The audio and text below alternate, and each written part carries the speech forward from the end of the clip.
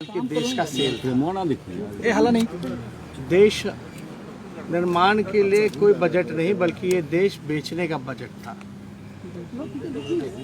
आप लोग सब लोग जानते हैं, पहले रेलवे को बेचा, एयर इंडिया को बेचा, भारत पेट्रोलियम को बेचा गया, तरह तरह की संस्थानों के संपत्तियों को बेचा गया। और ये पूरी तरीके से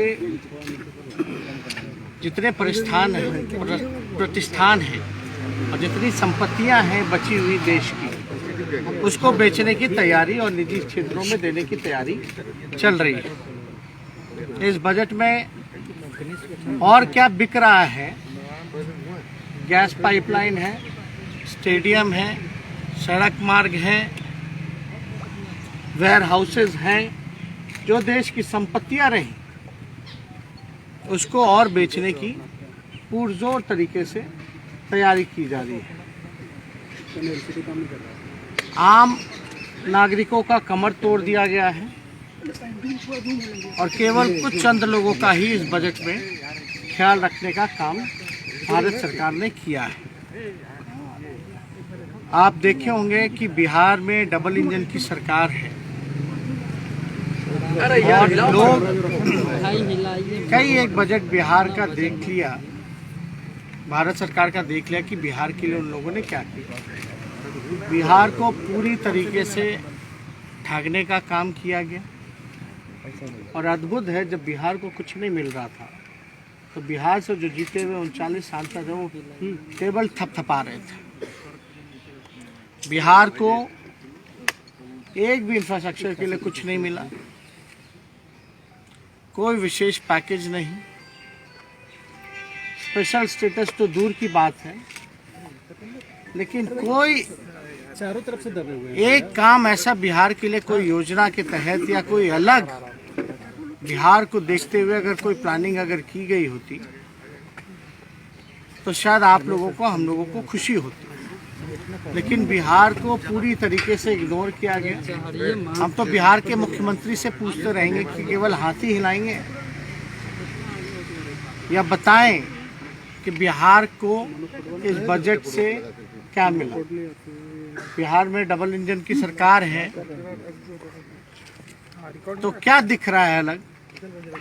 क्या आपको विशेष तौर पे बिहार को मदद मिली, सहयोग मिली, चाहे इंफ्रास्ट्रक्चर के क्षेत्र में हो या किसी अन्य क्षेत्र में? पूरी तरीके से बिहार के साथ जो है सौतेला व्यवहार किया गया। और केंद्र सरकार लगातार जो है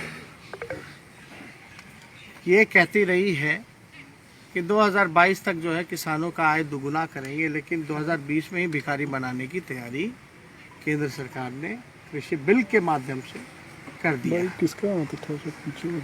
बिहार की क्या दयनीय स्थिति है ये आप सब लोगों को पता है। धान के खरीद को लेकर के या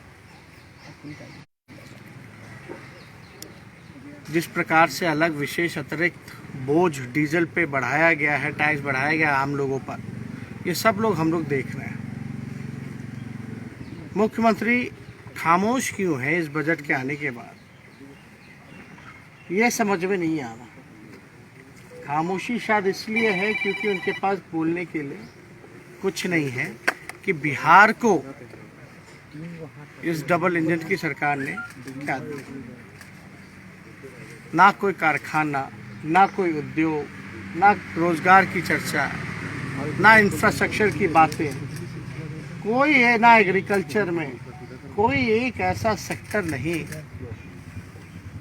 जहां बिहार को कुछ मिला।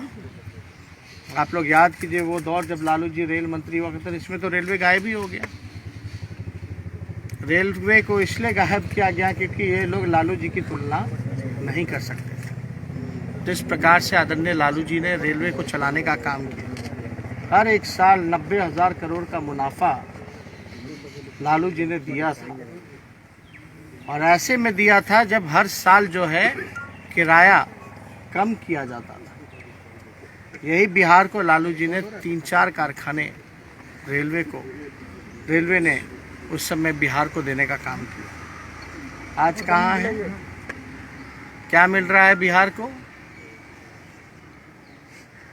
और वो तब था जब यहाँ बीजेपी और एनडीए की सरकार थी। बिना पक्षपात किए हुए विशेष पैकेज 1,25,000 करोड़ का भी यूपीए के समय में बिहार को लालू जी ने दिलवाने का काम किया। आज तो हम लोग सब लोग पूछ रहे हैं कि क्या मिल रहा है बिहार को। 39 सांसद जीत करके गए हैं, केवल ताली पीटने गए या बिहार के लिए आवाज उठाने गए हैं। आज दुर्भाग्य है जो लोग भी जीत करके थाली टेबल पटपटकाने का काम कर रहे हैं, लेकिन बुरी तरीके से देश की जनता निराश है, आम नागरिक निराश है, परेशान है और पूरी तरीके से उन पे जो है अतिरिक्त बोझ डालने की तैयारी केंद्र सरकार ने की है। कई राज्यों में सड़कें बनाने की बात कही गई है। कोलकाता, जिन राज्यों में चुनाव होने हैं, ये एक दिन से घोषणा की गई है। अब देखिए, इसमें समझदार को समझाने का कोई मतलब नहीं। सब लोग, आप लोग समझदार हैं और सब लोग समझते हैं। चुनाव हाँ समझ रहे हैं। जहाँ जहाँ चुनाव है उसका बार बार चीख के नाम लिया गया, ये स्वाभाविक है ना। बिहार में भी वैक्सीन सबको मिल रहा था फ्री में। 19 लाख रोजगार जो है सभी लोगों को बिहार में मिल रहा था। अब तो इसकी चर्चा नहीं कीजिए, क्योंकि उनके अनुसार तो वो चुनाव में जुमला होता है। तो जहाँ जहाँ चुनाव है वहाँ केवल घोषणाएं की गई हैं, काम नहीं करना है। अपना काम बनता, भाड़ में जाए जनता, यही बीजेपी और एनडीए सरकार का काम है। यहाँ भी लोगों को ठगा गया। क्या क्या नहीं कहा गया था कि क्या नहीं करेंगे, डबल इंजन की सरकार है, बिहार को विशेष राज्य का दर्जा, लेकिन पटना यूनिवर्सिटी को भी सेंट्रल यूनिवर्सिटी का दर्जा नहीं दे पाए।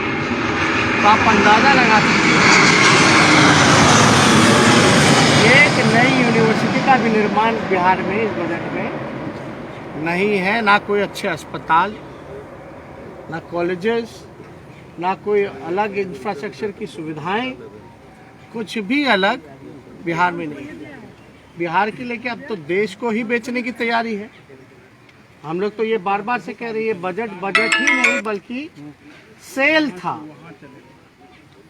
ये देश के निर्माण के लिए नहीं बल्कि देश को बेचने का बजट और सेल था। और ये आप सब लोगों ने देखा होगा। और पूरी तरीके से पहले लोगों में उत्साह होता था कि हमारे लिए क्या मिलेगा, क्या सरकार आगे 5 साल का क्या काम रहेगा, इस साल का क्या काम रहेगा। लेकिन पूरी तरीके से निराशाजनक। और हम लोग को उम्मीद थी बीजेपी से कि यही बजट लाएंगे, देश को बेचने वाला ही बजट लाएंगे। आज संविधान खतरे में है, देश खतरे में है। पूरी तरीके से सरकारी इंस्टीट्यूशन हो या किसान हो, सभी लोग, छात्र, युवा, बेरोजगार, सब लोग जो है निराश है, मायूस है इस मौजूदा सरकार के बजट से और सेल से।